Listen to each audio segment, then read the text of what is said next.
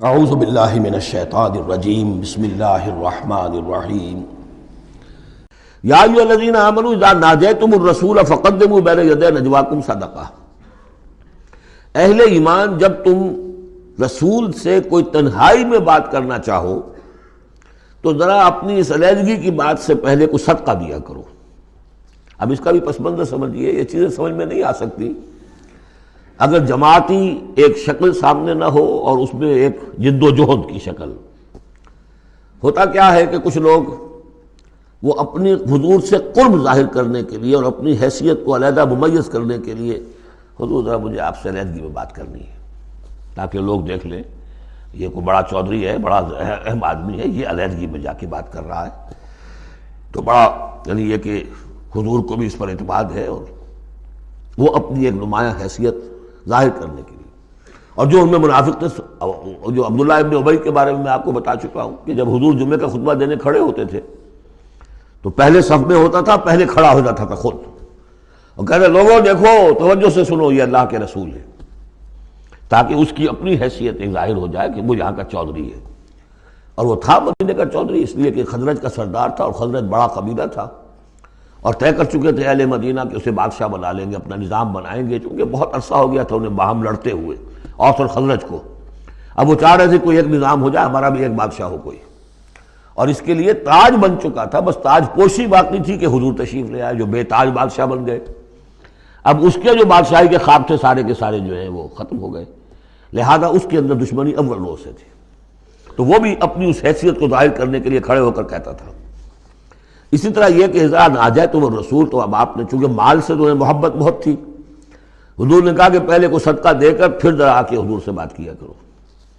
Tax لگا دیا اللہ تعالیٰ نے حضور سے علیحدہ گفتگو کا۔ اب وہ تو اس سے پہلوتی کر گئے، اور تھا صرف یہی بتانا تھا کہ یہ لوگ جو بہت قریب آ کے حضور سے باتیں کیا کرتے تھے، ان کو مال سے اتنی محبت ہے کہ کوئی صدقہ دے کر اور پھر حضور سے علیحدہ گفتگو کرنے کے لیے کوئی آمادہ نہیں ہوا ان میں سے۔ حضرت علی کہتے ہیں رضی اللہ تعالیٰ عنہ، میں واحد شخص تھا جس نے حضور سے تنہائی میں گفتگو کے لیے آپ سے وقت مانگا اور صدقہ جو ہے اس کو پیش کیا، لیکن اللہ تعالیٰ نے جلد ہی اس حکم کو جو ہے منسوخ بھی کر دیا۔ یہ حکم بہت جلدی منسوخ ہوا ہے۔ یا ایھا الذین آمنوا اذا ناجیتم الرسول فقدموا بین یدی نجواکم صدقہ ذالک خیر لکم واطہر، یہ تمہارے لیے بہت بہتر بھی ہے اور بہت پاکیزہ بات ہے۔ فإن لم تجدوا فإن اللہ غفور رحیم، ہاں اگر تم غریب ہو، تمہیں نہیں تمہارے پاس کوئی شے ہے، تو اللہ تعالیٰ غفور اور رحیم ہے، یہ گنجائش رکھتی تھی۔ لیکن ظاہر بات ہے منافقین تو غریب نہیں تھے، متمول لوگ تھے، مرفع الحال لوگ تھے۔ اس کے بعد فرمایا اشفقتم ان تقدموا بین یدی نجواکم صدقات، کیا تم ڈر گئے اس سے کہ رسول کے ساتھ اپنی تنہائی کی بات اور ملاقات سے پہلے کوئی صدقہ دو؟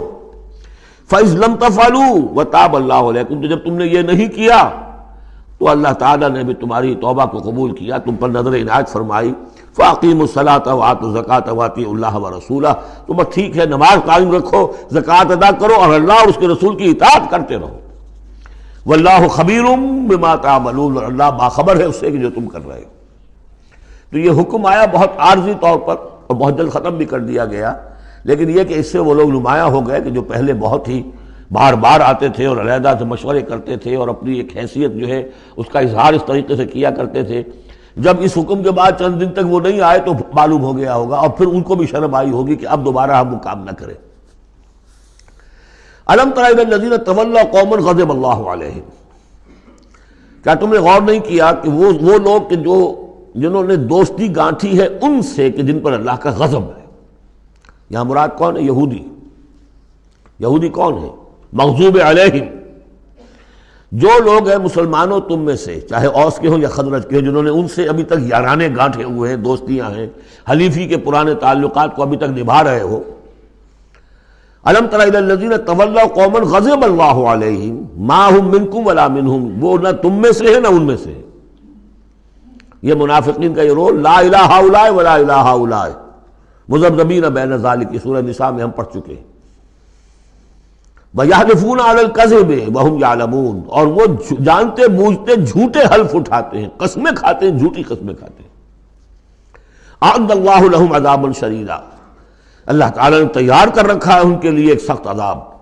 إِنَّهُمْ سَاءَ مَا كَانُوا يَعْمَلُونَ، یقیناً جو طرز عمل وہ اختیار کیے ہوئے ہیں وہ بہت ہی برا ہے۔ اتخذوا ایمانہم جنۃ، انہوں نے اپنی قسموں کو ڈھال بنا لیا ہے۔ جہاں کسی بات پر گرفت ہوئی، خدا کی قسم، اللہ گواہ ہے یہ معاملہ یوں نہیں تھا، یوں تھا۔ اب دوسرا شخص جو ہے شریف مسلمان ہے، وہ مروت میں آ کے اللہ کی قسم کھا رہا ہے، تو کم سے کم چپ تو ہو جاتا تھا، اب میں کیا کروں؟ لہذا انہوں نے قسموں کو اپنی ڈھال بنا لیا۔ فصدوا عن سبیل اللہ، تو وہ رکتے بھی ہیں روکتے بھی ہیں اللہ کے راستے سے۔ فلہم عذاب مہین، تو ان کے لیے اہانت آمیز عذاب ہے۔